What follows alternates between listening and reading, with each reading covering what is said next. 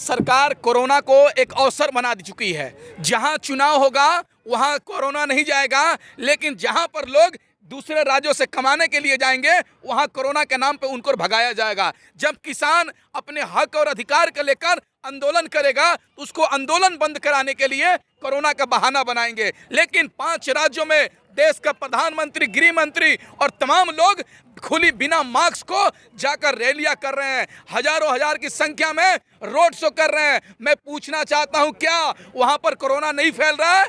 ये मोदी जी, दुर्भाग्य इस बात का है कि हमारे प्रधानमंत्री जी कहते हैं कि कोरोना अभी खत्म नहीं हुआ है, 2 गज दूरी, मास्क है जरूरी, लेकिन बंगाल पहुंचते हैं तो ये अप्लाई नहीं करते हैं।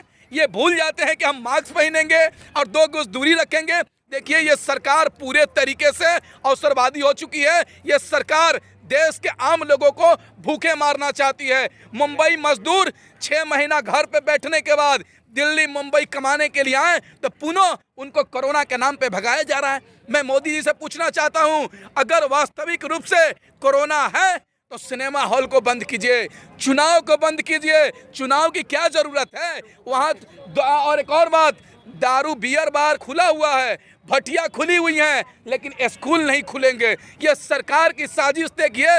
सरकार ये आम देश के आम नागरिकों को नशेड़ी बनाना चाहती है, लेकिन शिक्षा नहीं देना चाहती है। ये सरकार की नीति और नीयत दोनों ही गंदी है। इसलिए सरकार को उखाड़ना होगा, तभी हमारा जाकर देश बचेगा। कहाँ सरकार उखड़ रही है? वो तो कह रहे हैं 200 प्लस वहाँ पे बंगाल में भी जीत कर आने वाले हैं। ये तो सरकार कह रही थी कि बंगाल में भी, सरकार कह रही थी दिल्ली में भी हम चुनाव जीतने जाएंगे, लेकिन दिल्ली में क्या हुआ? देश का गृह मंत्री गली गली घूमा, पर्चा मांगा, लेकिन दिल्ली की जनता ने उसको वोट देने का नहीं काम किया। पंजाब में नगर निकाय का चुनाव हुआ, वहां पर भी भारतीय जनता पार्टी हारी। तो आप देखते रह जाइए, बंगाल, असम, तमिलनाडु और तमाम 5 राज्यों में भारतीय जनता पार्टी चुनाव हारेगी, तब जाके घमंड टूटेगा। आपने हैक कर ली क्या? नहीं, हारने की इसलिए कह रहे हैं कि सरकार की जो नीति और नियत है दोनों गंदी है। और किस आधार पर ये, एक और बात सुनिए, किस आधार पे वोट मांगेंगे मोदी जी? 7 साल में जिन्होंने काम किया उसके नाम पे वोट नहीं मांग रहे हैं। बोल रहे हैं ओ दीदी, ओ दीदी। तो ममता बनर्जी भी अगर उलट के जवाब देती, ओ चाचा, ओ फेंकू चाचा, क्या हाल है, तो कैसा लगता? देश के प्रधानमंत्री जी, आप अपने गरिमा को धूमिल मत कीजिए।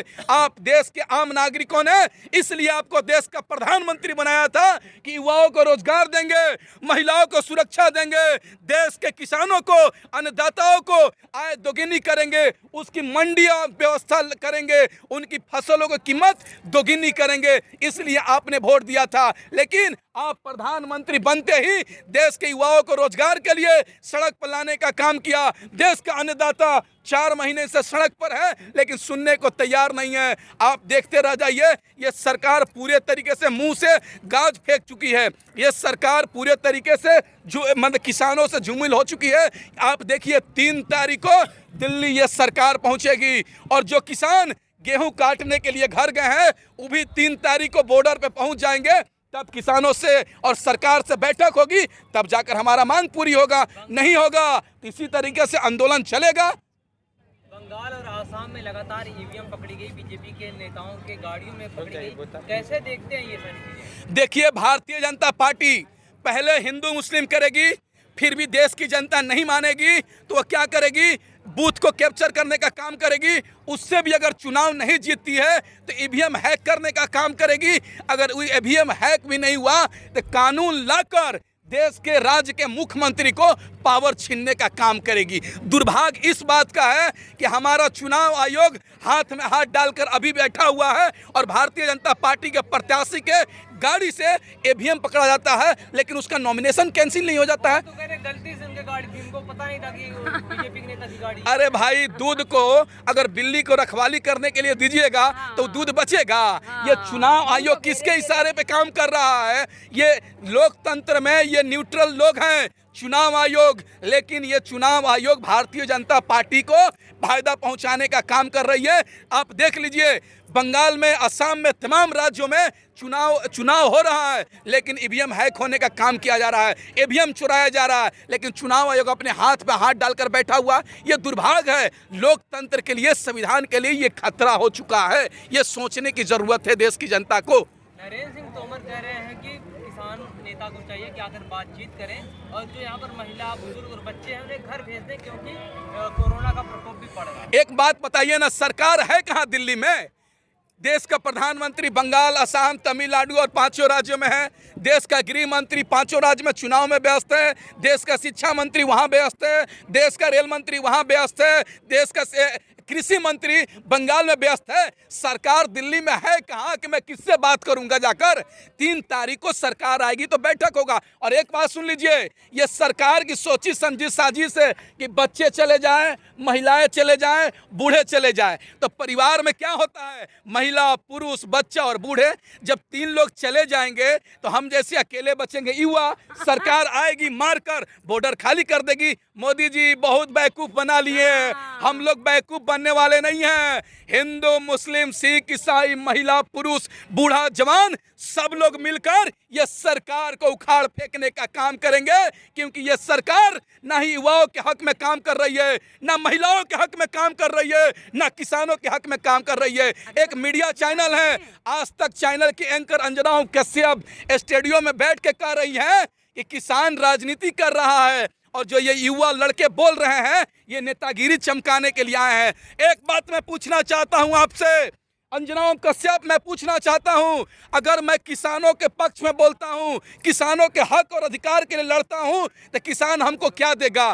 क्या देगा? लेकिन मोदी जी का कल से मैं तारीफ करने लगूं, मोदी जी का चापलूसी करने लगूं, तो मोदी जी हमको MLC बना देगा। लेकिन हमारे दिल में दिल है, इसलिए इस किसानों के साथ खड़े हैं। हमारे अंदर नमक हरामी नहीं है, किसानों का अनाज खाए हैं, इसलिए किसानों के साथ खड़े हैं और मरते दम तक किसानों के साथ खड़े रहेंगे। किसानों को गोलियां लगेगी तो सबसे पहले हम जैसे युवाओं को सीने पे गोलियां रोक देंगे, लेकिन हमारे बुजुर्गों को गोली लगने नहीं देंगे। सुन लीजिए, कैसे कह रहे हो कि यहाँ पे जब बूढ़े, बच्चे और महिलाओं को अगर भेज दिया जाएगा तो आप पर लाठीचार्ज? आपने 28, 27 और 28 जनवरी को देखा होगा, यहीं पर भारतीय जनता पार्टी का मुख्यमंत्री आदित्यनाथ योगी अपने पुलिस को भेजकर किसान, जब 26 जनवरी का आंदोलन हुआ था, बदनाम कर दिए थे, तो कुछ किसान घर चले गए थे डर के मारे कि ये सरकार हमको फंसाने का काम कर रही है।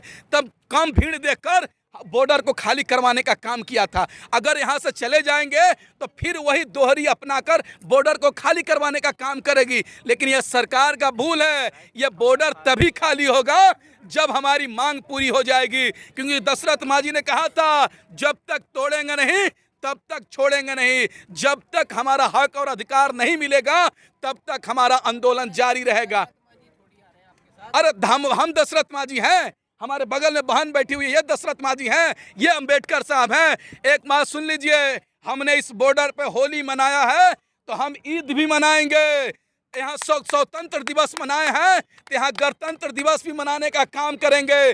और 14 तारीख को बाबा भीमराव अंबेडकर साहब का जयंती भी मनाने का काम करेंगे, जिन्होंने संविधान बनाया था। और ये सरकार देखिए ना, झुकेगी सरकार। बिल्कुल, आपने बहुत अच्छी बात कही। 2024 में चुनाव है लोकसभा का, यहीं से चुनाव करेंगे और ये गूंगी बहरी सरकार को उखाड़ फेंकने का काम करेंगे।